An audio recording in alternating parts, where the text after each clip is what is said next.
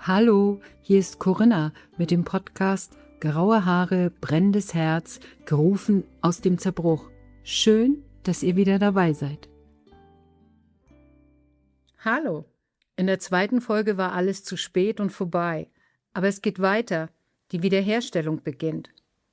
Kurz nachdem ich Gunnar mit dem Fahrrad gesehen hatte, schrieb ich einen Brief an die besagte christliche Hippie-Gemeinschaft, der ich ja früher angehört hatte, zu der Gunnar ja damals auch gehörte. Diese Gruppe hatte mich ja ausgeschlossen. Sie waren inzwischen gemeinsam in die Lüneburger Heide in ein großes Haus umgezogen. Ich schrieb, dass ich total fertig sei. Dann kam ein Brief vom Leiter zurück, in welchem er sich für das, was er mir angetan hatte, entschuldigte. Zu diesem Zeitpunkt hatte ich bereits mit allen Männern Beziehungen aufgehört. Ich wusste ja immer, dass es Gott gibt, und so setzte ich wieder neu an und wollte mein Leben in Ordnung bringen. Dann rief der Leiter mich sogar an und fragte mich, ob ich sie besuchen wolle. Ich freute mich. Am Wochenende klingelte es an meiner Tür. Und wer stand da? Gunnar. Zu diesem Zeitpunkt war alles tot in mir. Ich wusste, er war der Mann, der mir viel bedeutete. Aber ich wusste auch, dass alles aus war. Ich wollte auch nichts mehr von Männern. Ich war kaputt. Er fuhr mit mir in die Lüneburger Heide und in der Nacht träumte ich, dass Gunnar mein Mann wird. Ich dachte, dass ich nun wohl komplett den Verstand verloren hätte. Am nächsten Morgen lud mich eine ältere Dame zum Frühstück ein. Am Abend zuvor hatte sie mir gesagt, dass sie noch jemanden dazu einladen würde. So machte sie das einfach immer. Es war keine Verkupplungstaktik. Und wer saß da am Tisch? Gunnar. Ich schaffte es fast nicht, den Raum zu betreten und trank zitternd meinen Tee.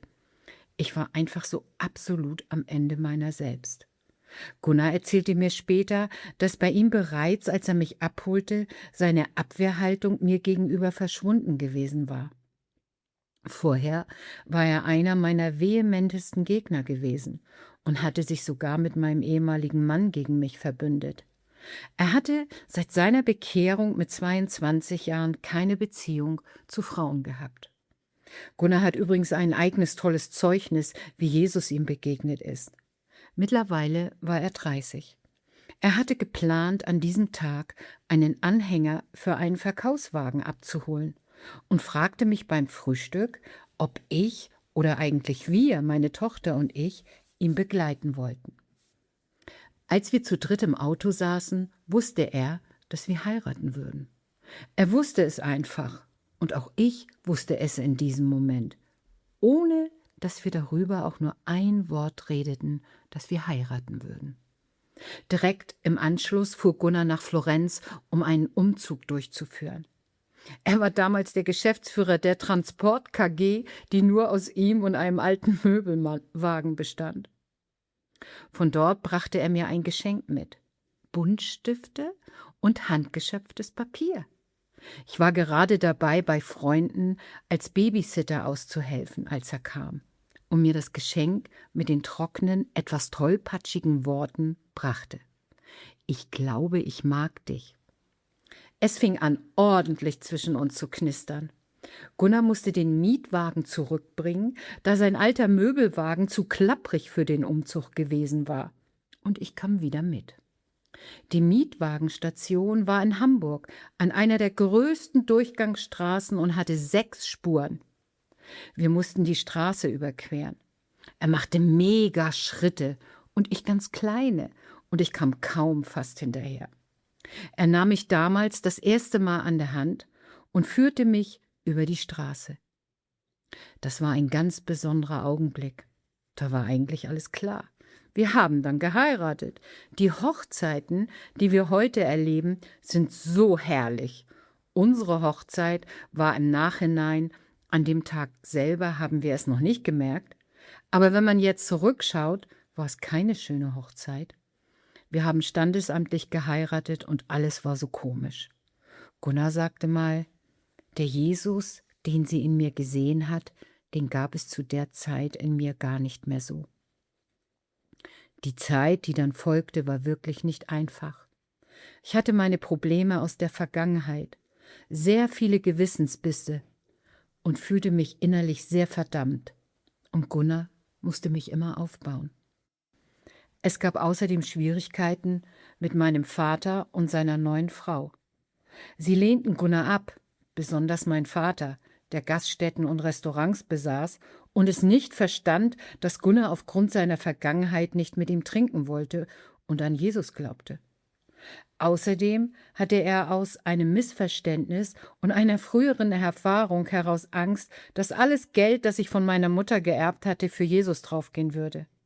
Mein Vater hatte auch ein Hotel für mich gekauft, von dem Geld, das meine Mutter mir vererbt hatte, und er verwaltete.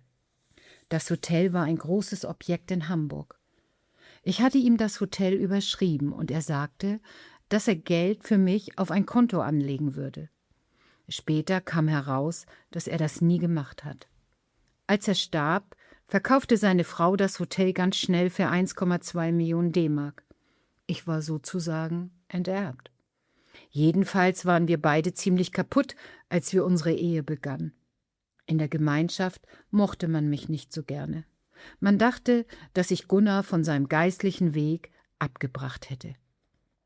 In dieser Gemeinschaft waren keine geistlichen Väter, die uns auf dem Weg der Jüngerschaft hätten begleiten können. Die Leute, die dort waren, haben aus dem Nichts echte Bekehrung zu Jesus erlebt. Aber da es keine Leute gab, die uns behirtet haben, gab es keinen Reifeprozess und die Vergangenheit wurde nicht aufgearbeitet. Während wir in der Gemeinschaft wohnten, bekamen wir 2 weitere Kinder. Alle 3 Kinder gehen heute mit Jesus. Das ist ein Wunder bei dieser Vergangenheit. In der Gemeinschaft wurde es mehr und mehr sektiererisch. Beziehungen nach außen wurden quasi untersagt und alles spitzte sich immer weiter zu.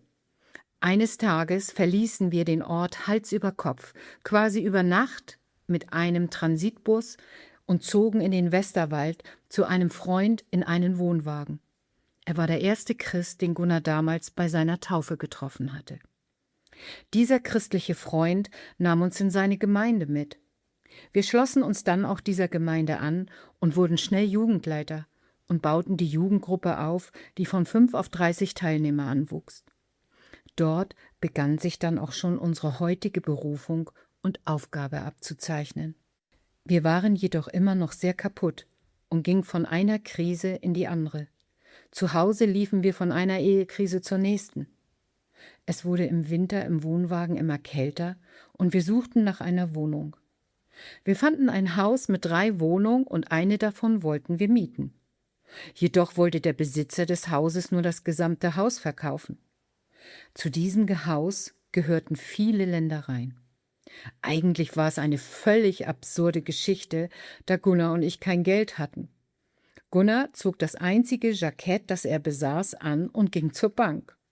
Die Bank stimmte zu und finanzierte dieses Haus über eine Lebensversicherung. Gunnar war zu dieser Zeit Handelsvertreter mit Bali-Klamotten. Wer das nicht kennt, das sind so Hippie-Klamotten.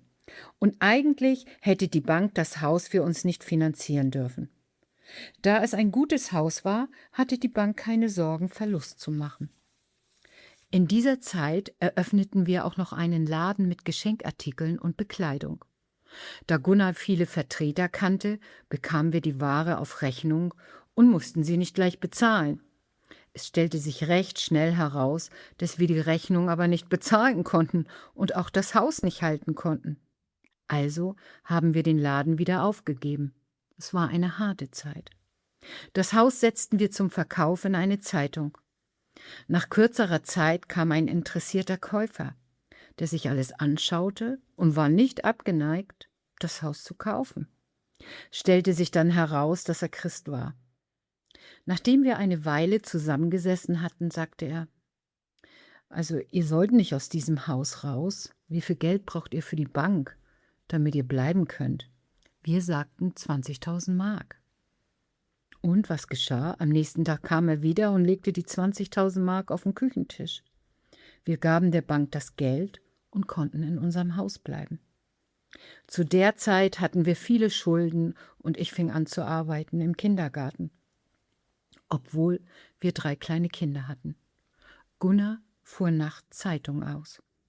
Mein Vater gab mir, als er noch lebte, 50.000 Mark zur Anzahlung des Hauses.